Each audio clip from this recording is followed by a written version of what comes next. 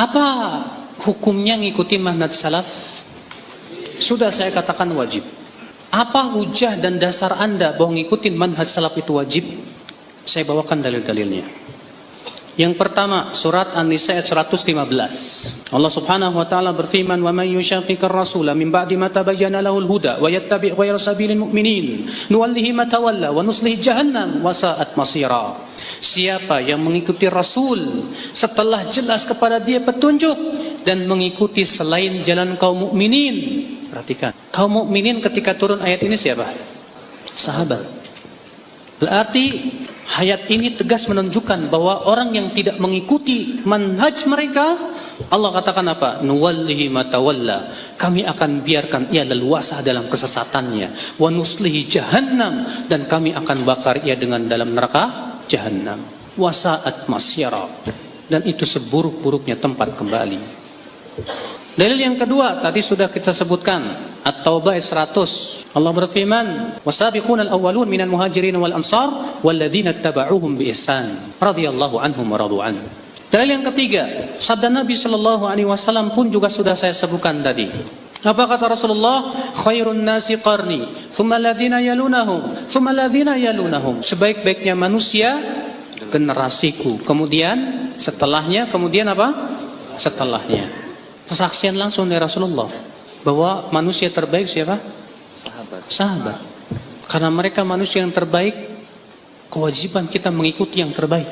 Dalil yang keempat, hadis Nabi sallallahu alaihi wasallam bersabda, "Fa innahu man ya'ish minkum fa sayara ikhtilafan katsira, fa 'alaikum bisunnati wa sunnatil khulafa'ir rasyidin." Sesungguhnya siapa di antara kalian yang hidup nanti akan melihat perpecahan yang banyak, maka hendaklah kalian berpegang kepada sunnahku dan sunnah khulafa ar-rasyidin. Dan dalam lafaz lain yang sebutkan, hadisnya sudah kita sebutkan tadi, bahwa Rasulullah mengabarkan umat Islam akan berpecah menjadi 73 golongan. 1 di surga, 72 di mana? Di neraka. Siapa yang di surga? Yang aku dan para sahabatku di atasnya. Tegas, jelas. Adapun perkataan para ulama banyak sebetulnya, tapi saya hanya bawakan sedikit saja. Di antaranya perkataan Imam Al-Auza'i.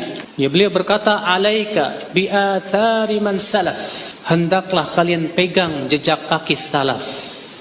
Wa in rafadakan nas, walaupun orang-orang mencemoohkan kamu, menolak kamu. Wa iyyaka wa ara'a rijal. Jauhi oleh kalian sebatas pendapat-pendapat manusia. Wa in zakhrafuhu laka bil qaul, walaupun mereka menghiasinya dengan ucapan-ucapan yang indah. Perhatikan, ya. Imam Auza'i ini Pak seorang tabi'in, namanya Abdurrahman bin Amr, kunyahnya Abu Amr Al-Auza'i, terkenal ulama hadis yang terkemuka di zamannya.